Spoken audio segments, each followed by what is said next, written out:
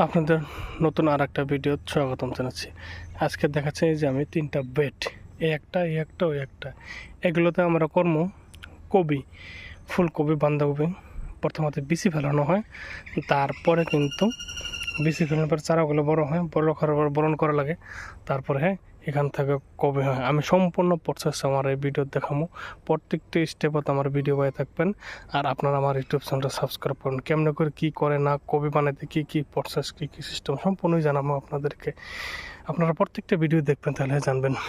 এই পাশে দেখছেন আমাদের জাংলা, ছোটো মোটো আমরা কৃষিজীবী মানুষ, নাই গাছের জাংলা করছি। আর নাই গাছের জাংলা আপনাদেরকে আমি দেখেছি, নাই ধরছে, ছোটো নাই, এদিকেও আছে গাছ, এদিকে ছোটো নাই।